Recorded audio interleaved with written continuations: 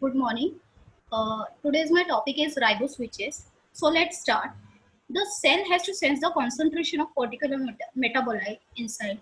If it is require more protein, then gene should get expressed. If it is require less amount, then gene should not get expressed. So these some RNAs have the property to sense the concentration of these metabolites. This function is performed by riboswitches. So these riboswitches are regulatory in function. The riboswitch was first named by Dr. Ronald Vicker in 2002. These riboswitches are discovered in bacteria, and only one exception, that is TPP riboswitch, that is thymine pyrophosphate, which is present in eukaryotes. It is a form of vitamin B1 and type of cofactor. Let's see the journal organization of riboswitch. So these riboswitch are present in the 5' UTR region of bacterial mRNA. So this bacterial mRNA is made up of three region, 5' UTR, 3' UTR, and the coding region. This coding region starts with start codon, that is methionine, where translation starts, and ends with stop codon, where translation stops. In this 5' UTR region, the riboswitch is present. This riboswitch forms secondary structure with this primary structure of mRNA. The secondary structure formed by the loop and this stem. This stem shows the presence of complementary base pairing, and the loop does not show the presence of complementary base pairing. And these riboswitches in plant sometimes present in the 3' UTR region.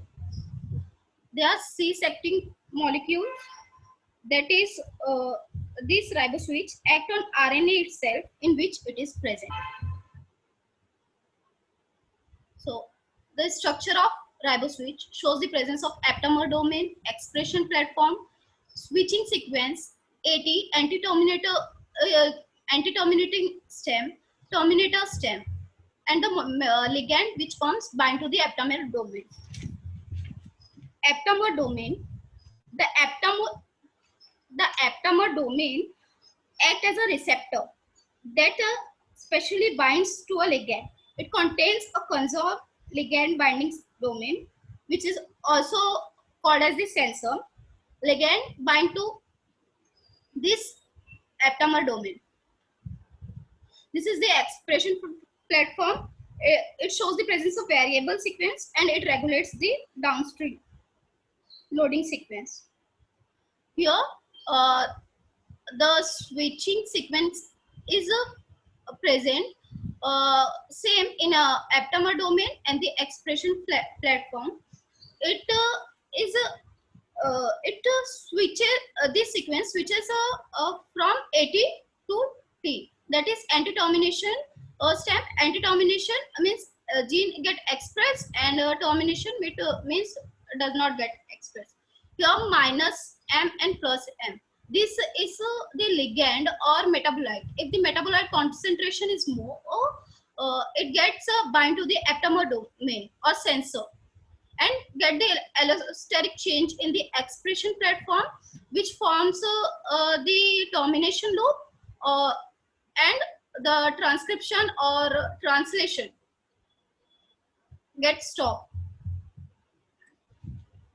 So riboswitch mainly have two types depending upon their principle. They are multi helical junction or pseudoknot of folds. These first A and B, these both are multi helical junction, and the C1 is the pseudoknot folds. The A multi helical junction is of two type, that is a straight fold junction, and this one is inverse fold junction. In this the hot pink region shows the ligand binding site. This blue region shows the interaction or the long distance tertiary interaction, or this in P1 region the magenta color shows shows the region which is capable of binding, capable of alternating base pairing. So this one A is the straight junctional fold. In this multi-helical junction is positioned centrally and joint P1, which with other stem, which typically form a long distance 3' uh, tertiary interaction, stabilizing the overall conformation. And in this, the multi-helical junction is position periphery, and this the uh, small structure is based on the pseudonodes. So let's say the gene control mechanism of a ribose switch with the example of a coenzyme B12 ribose switch. So in case of coenzyme B12 ribose switch, two main mechanism of gene control is present. First one, that is A1, which is shown here, is the regulates RNA transcription, and the second one is regulate RNA translation. So here the yellow region, this one is the aptamer and this one is the expression platform. If the concentration of coenzyme B12, we are taking example of a coenzyme B12. So if the concentration of a coenzyme B12 is more, then this as a ligand bind to sensor or aptamer region. Due to binding to the sensor or aptamer region, it causes the formation of intrinsic terminator structure. This intrinsic terminator structure is the structure which shows the presence of the 6 to many uridine residue, and that causes RNA polymerase to stop transcription before the coding portion of the mRNA. So if the concentration of ligand is high, then it binds to the aptamer or sensor region, which causes the formation of intrinsic terminator stem, and because of which transcription gets stopped. If the concentration of a coenzyme B12 or any other ligand is low, then there is no binding takes place. There is no binding take place between the aptamer region and the particular ligand. So this causes the formation of anti-terminator stem. That is, gene get anti-terminator stem. That is, gene get expressed. So transcription is take place. Similarly, in regulation of translation, in translational control is managed by the formation of anti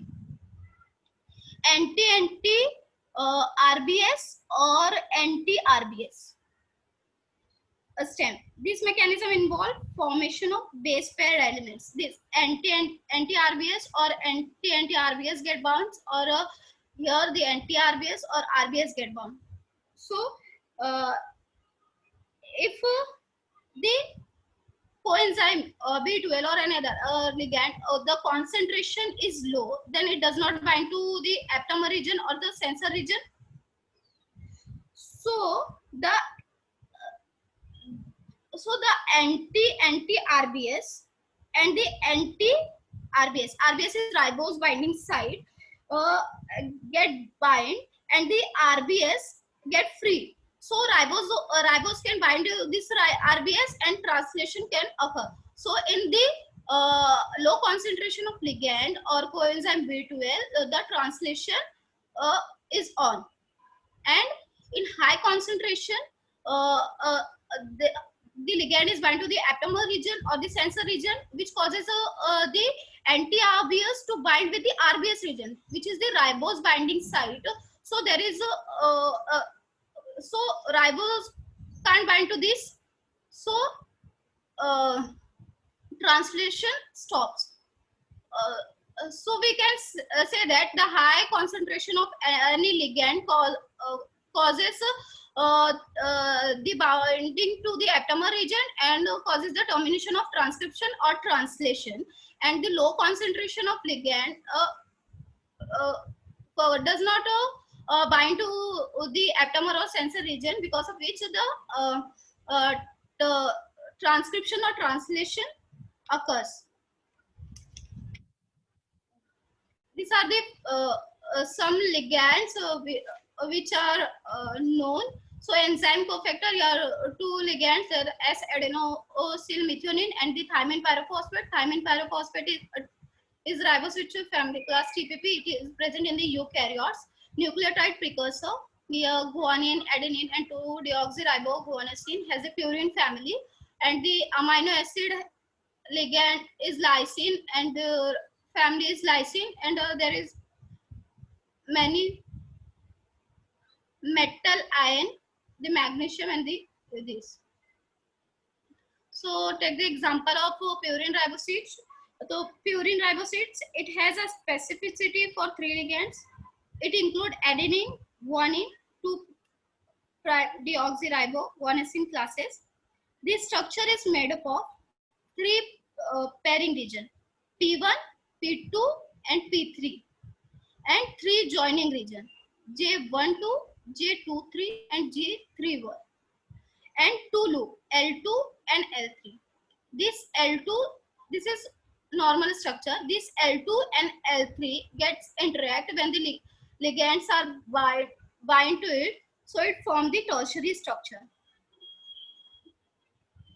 This is three-dimensional structure of purine ribose family. So let's say the guanine and adenine ribose switches. So when the in these ribose switches, in all, when the concentration of ligand metabolite is high, then it will get bounce to aptamer and terminate the transcription or translation. And if concentration is less, then it does not bound to aptamer or sensor, and transcription or translation is start. Here the guanine is here the site cytosine nucleotide interacts with guanine. It is present on 74th position in the Watson crick. When this cytosine interacts with the guanine, the 20th position A and the 50th position U help in the interaction and stabilizing the ligand. So when guanine binds, the terminator form and it gets off, and when there is no guanine bind to a sensor, then it is on. But in adenine ribose switch, it is different, because in adenine a uridine is responsible for base pairing in this ligand. In this, the adenine which binds to the uridine prevents the formation of terminator, thereby causing gene expression to switch on.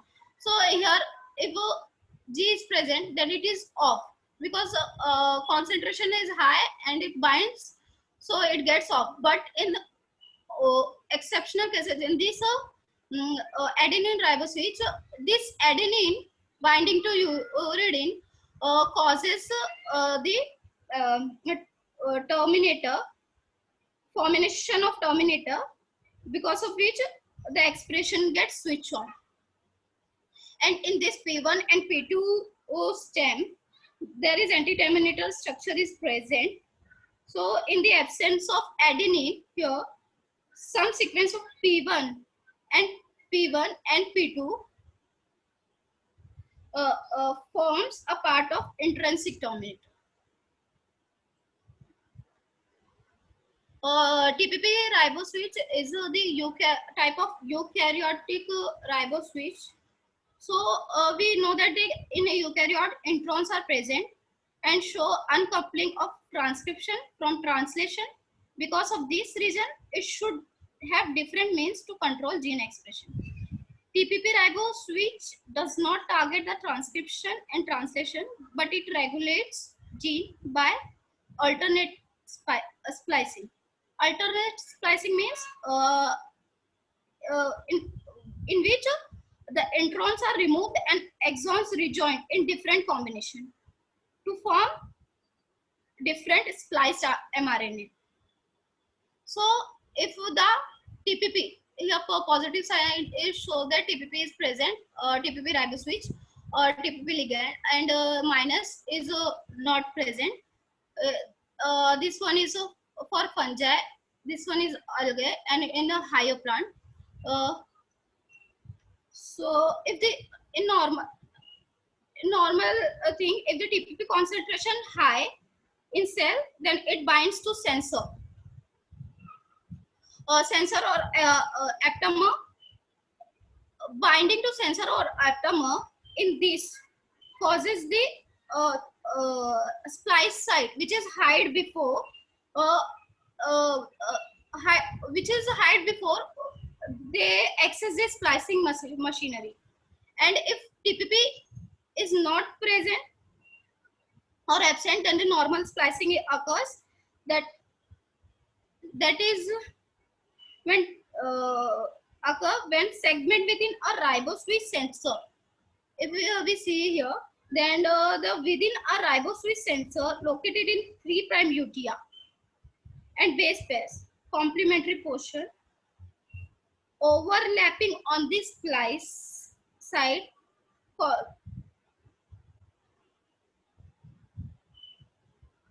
So uh, the resulting splicing product translated into the full length. If this complementary, this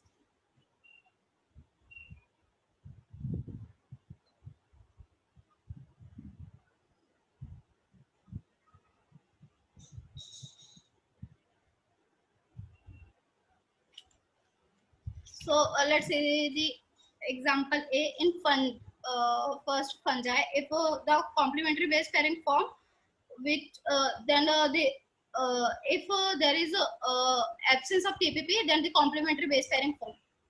If the complementary base pairing form, then between these two arrow, it gets spliced and the resulting mRNA is translated. If the TPP binds to the riboswitch, when TPP binds to riboswitch, it stabilizes the riboswitch fold, and because it binds, it does not form complementary structure. This complementary is, and this is free. Here they got bind. So so complementary base pairing does not take place, and it opens a different uh, opens a different set of splicing site. That is this green circle. Splicing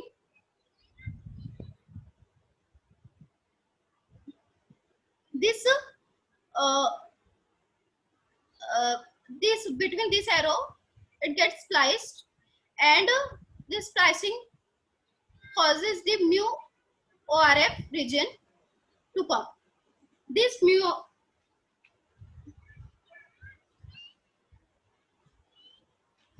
RF uh, this mu RF is it regulates the eukaryotic gene expression. When transcription of this mu RF translation of mu RF inhibit downstream expression of ORF. So the translation gets stopped. In this the algae this same same mechanism is take place. The splicing between these two arrows occur, and uh, the resulting mRNA get translated. Here the ligands get bind, and splicing between this and this arrow get take place, and the translation gets stopped. In these higher plants, uh, it shows the presence of a polyadenylation signal, yeah, which is yellow in a rhomboidal shape, which is the mRNA processing site.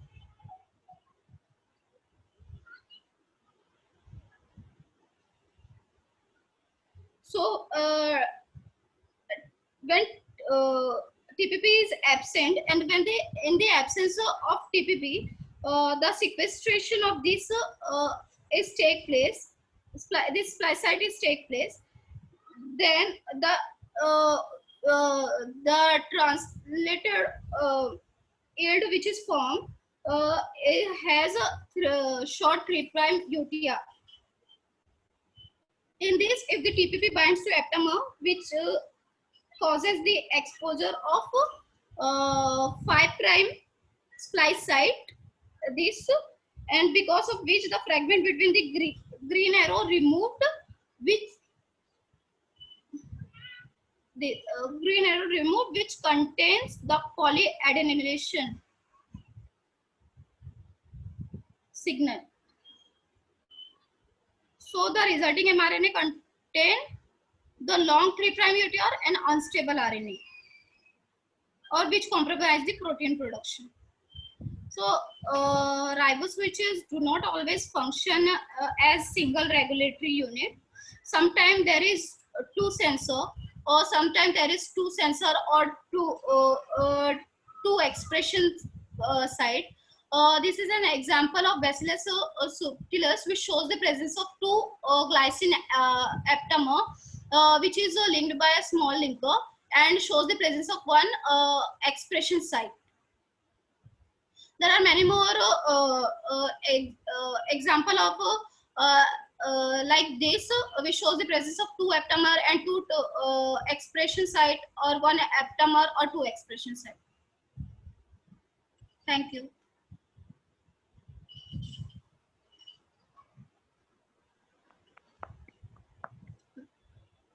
Ma'am, sharing stop करो. Yes. Yes. Good morning. Good morning. My topic is RNA localization. Ma'am, next.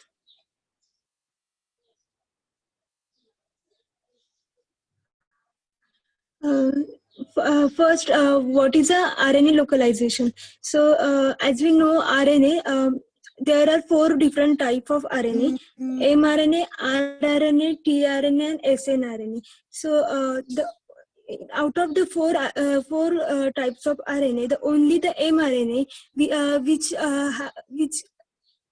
only the mRNA can encodes the amino sequence of amino acid for a polypeptide chain. So means only the mRNA can transcribe, translate it, and they can synthesize the protein. So the transcription of mRNA occurs on the nucleus, and the translation occurs on the ribosome. So because of translation occurs on ribosome, the protein also the synthesize on ribosomes. Here I am talking about the RNA localization. So the localization is a word come from the the word come from the localize, means to the accumulate the things to the particular area. And in this we are talking about the RNA, and especially about the mRNA, because mRNA is only the one who which can synthesize the protein. So the why mRNA and why not a protein? Because the when protein are synthesized on ribosome, because of the protein sorting mechanism, all proteins are go to the different target site. So there is a difficult to localize one particular protein at different target site within the cell. So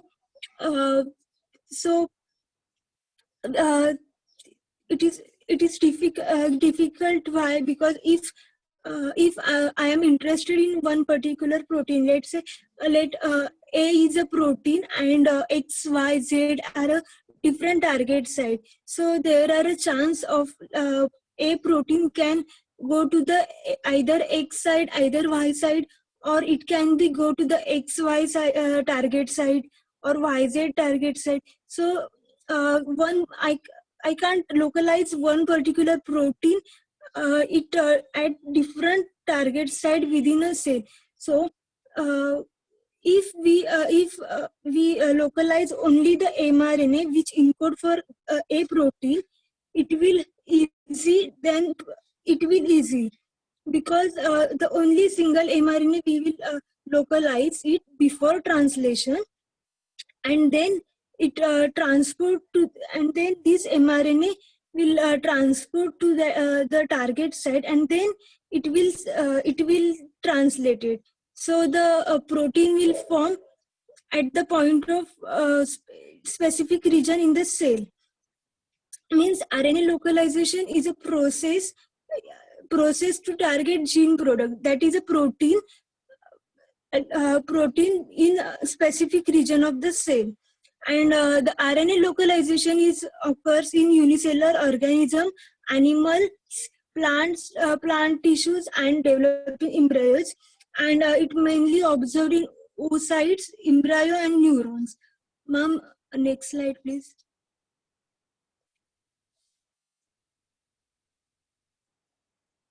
So, why is the RNA localized? There are different reasons for RNA localization, but major reasons are for production of high concentration of protein. Means, ma'am, can you please, ma'am, there is one image also. Yes, thank you, ma'am. First reason for RNA localization is for production of localized high concentration of protein. Example in beta-actin protein in fibroblast cell. So this is an image of fibroblast cell, and at the leading edge of fibroblast, there is a beta-actin protein is present. So why fibroblast cell is important in our cell? Because fibroblast cell are a connecting tissues and which help in wound healing. So when wound occurs, the fibroblast cell has to move towards the wound area. So for cell movement, there should be a there should be direction, and also cell has to polarize. So in this fibroblast cell, by localizing mRNA, by localizing beta-actin gene at this leading edge, we can get high amount of beta-actin protein at this leading edge. So the concentration of beta-actin protein will increases, and it will make cells to polarize, and so it will gives the direction to the fibroblast cell for wound healing. And the second reason is for production of gradient of morphogens. Example is bicoid protein in Drosophila egg.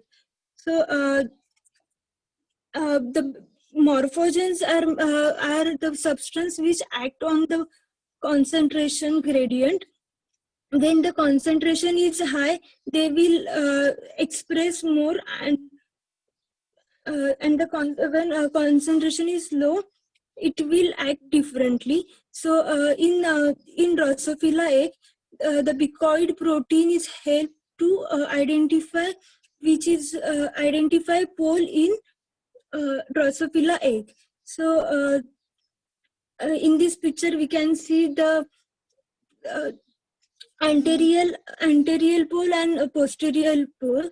So towards the anterior pole, there is a dark color that shows the high concentration of bicoid protein, and towards the posterior pole, there is very less or no concentration of bicoid protein. So why this important? Because it will from the concentration of bicoid protein, we can predict the from which side the next generation fly will came outside, and where is the head and where is the abdomen.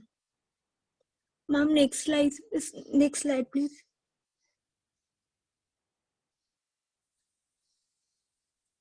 Third reason is to the RNA localization is to initiate cell lineage by localizing RNA. Example, in amphibians, nematode, and in insect, there is a specification of germ cell lineage. It occurs by RNA localization, and it can be occur in specific daughter cell. It is only because of the RNA localization. And the fourth and last major point for RNA localization is to segregate specific RNA to particular organelles or subcellular structure. So in this case, when we localizing mRNA before translation, the mRNA is only transcribed but not translated. So this non-translated mRNA, by using transport mechanism, it move to the target site. It transport to the target site, and then at the target site, this mRNA will translated, and it will give the protein on ribosome. But this is done at the target site. So means in this point, the the the RNA, mRNA, which is the translationary repress by is because of some proteins which bind the two ends of mRNA. So ribosomes can't attach to this mRNA, and translation is stopped till the mRNA is transferred from till the mRNA reach target site. Ma'am, next slide, please. Now, how RNA is actually localized. So RNA must contain cis-acting element, and these cis-acting element are mainly target mRNA, and it target mRNA to the targeted site, means at a specific destination. So this cis-acting element which target this mRNA to specific destination is a process is also known as zip code. So this zip code is located within a 3' UTR of mRNA. That is, it located in untranslated region of mRNA, and it localized by it localized by series of signals, and the zip code is recognized by some specific protein factor like trans-acting factor, which link the mRNA to the which link mRNA with transport machinery. And the zip code is contain small nucleotides. It about 5 to 6 nucleotides, and it may be till 100 base pair of nucleotides. And zip code is also the main characters is the it don't have a consensus sequence. Ma'am, next slide, please.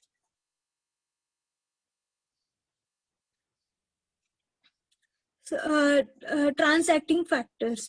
Trans-acting factors are nothing but proteins which link mRNA to the transport machinery. So, from the when mRNA are transcribed in nucleus, from the nuclear pore, they came out in in cytoplasm, and in cytoplasm the transport machinery, because of transport machinery, this mRNA will reach to the target site, and for this transport machinery, trans-acting factors, they help in this movement, and these trans-acting factors are also induce a folding of mRNA. with other protein. Means when during the transport of mRNA, some protein which bind to the both end of mRNA, and they register to ribosome. Sorry,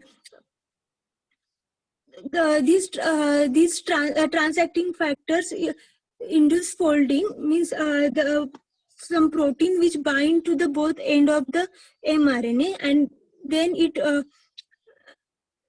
because of this binding of protein, the ribosomes can't attach to this mRNA, and the mRNA become a translationally repressed. And transacting factors also help in produce large ribonucleoprotein transport particle. This RNA complex and RNA binding protein localize in the cell by diffusion or by active transport. In active transport, the mRNA is transferred from the ribosome to the target site. Ma'am, next slide, please.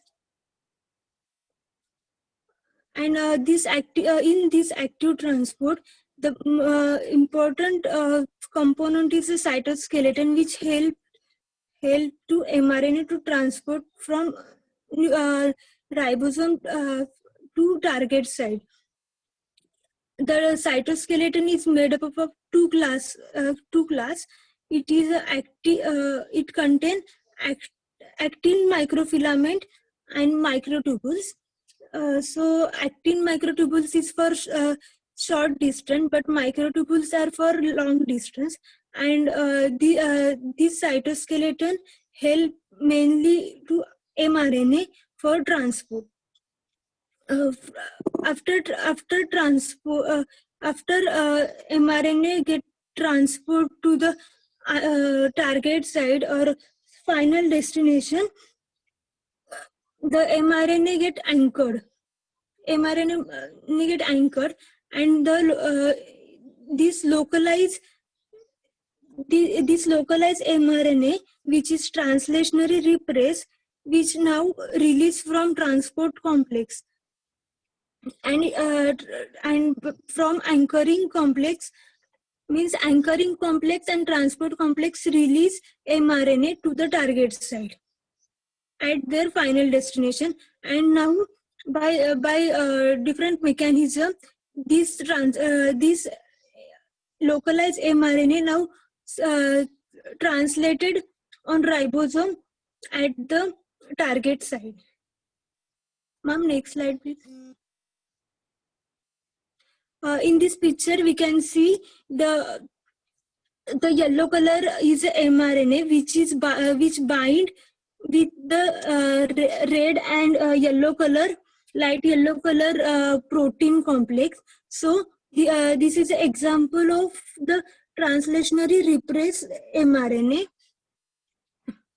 Because of this binding of protein, the ribosome cannot attach to this mRNA, and so this is a example of translationally repressed mRNA. And in this picture, the light blue color is a microtubule, and the brown color are actin filament. So these both component of a cytoskeleton, and it helped mRNA to transport.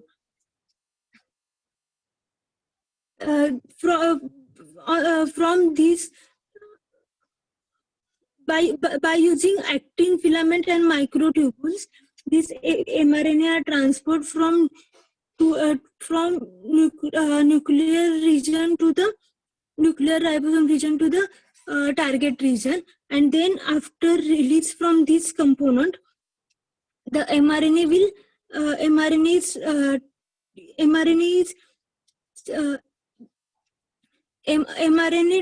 is translated, and it finally synthesize a protein. So there are on the brown color region, we can see the mRNA with the ribosome. Means they are now they are translated on the target side, and they are synthesizing protein. So we can get easily a protein at required or in specific region. Ma'am, next slide, please. These are a reference for RNA localization.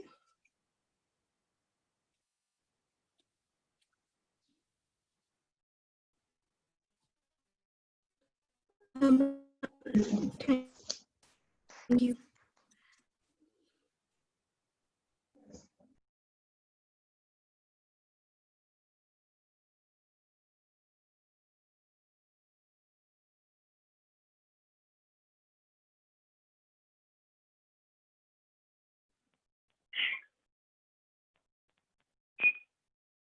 Hello.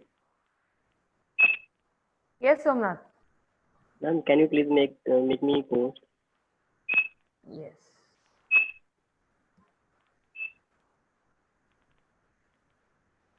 Okay, your co-host now. Thank you, ma'am.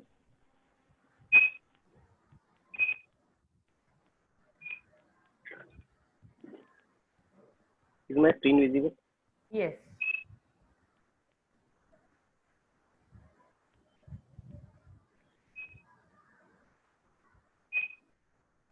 Good morning.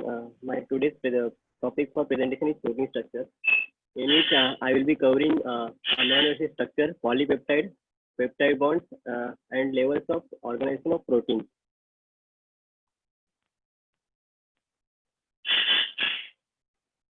A protein is a high molecular weight nitrogen containing organic compound of complex shape and composition. A protein is consist of one or more macromolecular subunits known as polypeptides. Polypeptides are composed of smaller building blocks called amino acids. Amino acids are monomers which links together to form a polypeptide, which is a polymer. And many polypeptides come together to form a complex structure called protein. Then the structure of amino acid. In the center of amino acid, a chiral carbon is present. To this carbon, four different groups are attached, like amino group, carboxylic group, hydrogen, and one R group is also present. This R group is different in each amino acid. There are 20 natural occurring amino acids. In this, all 20 amino acids, all the three groups remain same, but R group differs. The type of amino acid is determined on the basis of R group. Therefore, the R group is distinctive property of each amino acid. Then the amino acids in the system present in pH present of deuterion form. The deuterion molecule having a separate positively and negatively charged group. Here, positively charged group is amino group, and negatively charged group is carboxyl group. Then there are 20 naturally occurring amino acids. They are classified into 4 groups according to their functional group as acidic, basic, neutral nonpolar, neutral polar. In the acidic group, there are 2 amino acids, aspartic acid and glutamic acid. In this amino acids, along with 3 common groups, one additional carboxyl group is present. This additional carboxylic group makes the amino acids acidic. Then basic amino acids. Lysine and arginine contain one additional amino group. This additional amino group makes this amino acid basic. Also in histidine, nitrogen is present. Then there are non-polar. Then there are neutral polar and neutral non-polar group. In both of these groups, they have no charge on their side chain. Therefore, they are neutral in nature. In this neutral non-polar amino acids, there is no polar group in their side chain. And in neutral polar, there is polar group like OH, OH group, amide group, or SH, sulfhydryl, or mercapto group is present. Proline is an exceptional amino acid in the common structure of amino acids because of the nitrogen of amino group is involved in formation of ring of functional group. Then peptide bond. Amino acids join together by a peptide bond. Peptide bond forms between carboxyl group of one amino acid and amino group of another amino acid by giving out water molecule. It forms a peptide bond. Peptide bond is a covalent bond formed between CO and NH. As we know, mRNA synthesized from 5' to 3'. Similarly, polypeptide synthesized from N terminal to C terminal, meaning 5' end will form N terminal and 3' end will form C terminal. Then structure of protein. Proteins have different level of organization. There are 4 level of organization: primary, secondary, tertiary, and quaternary. The primary structure is determined by a strong covalent bond. Rest 3 are determined by weak hydrogen bonds. Then the protein structure. In primary structure, the amino acid assemble to form a long chain of amino acids. In the secondary structure, there are 2 types: beta sheet and alpha helix. The polypeptide chains get folded to form beta sheets and alpha helix. In tertiary structure, packing of polypeptides takes place. They are folded in 3-dimensional way. And lastly, the quaternary structure. Many subunits of polypeptides came together to form a quaternary structure. There are two types of quaternary structures. One is homodimer and one is heterodimer. Homodimer is in which the identical polypeptide chains aggregate together to form homodimer, and in heterodimer there is aggregation of very different types of subunits takes place. In primary structure is nothing but a long chain of polypeptides where the amino acids are linked together to each other by a peptide bond. Then secondary structure. There are 2 types of secondary structure: alpha helix and beta sheet. Imagine this as a polypeptide chain. The polypeptide chain gets folded in a right to left manner by forming a hydrogen bond between NH hydrogen and CO oxygen to form a weak hydrogen bond. This gives a shape to a polypeptide as a helix. The bonding takes place is after every 3 to 4 amino acids. Then the glycine and proline are also known as alpha helix breaker because of the structural change. In glycine, only H is present as a side chain, and therefore it hampers the structural arrangement of alpha helix, and there is no as such a side group because in choline, because of nitrogen of amino group is involved in formation of ring structure. The very high number of glycine and choline in formation of alpha helix polypeptide can be hampered structure. Therefore, they are known as alpha helix breakers.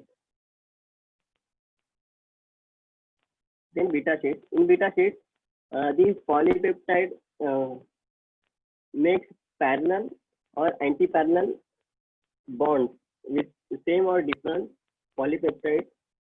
The beta sheets are not spiral like alpha helix, as can be seen in diagram. There is no interval of amino acid for bonding of hydrogen bonds. These are the structures of alpha helix and beta sheet. Let's see an example of hemoglobin. In primary structure, the amino acid sequence are arranged in polypeptide chain. In secondary, there is in hemoglobin there is only alpha helix. There are no beta sheets are present.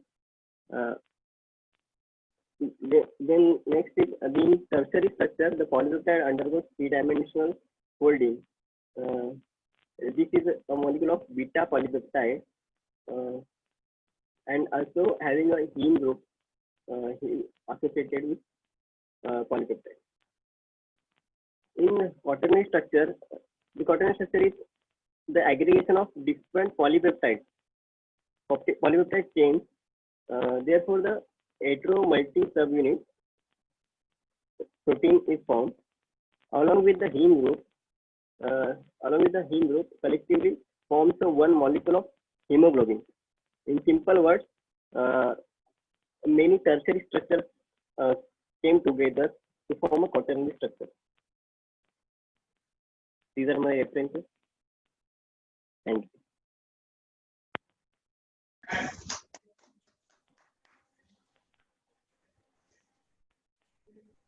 Good job. Thank you. Over for the day, right?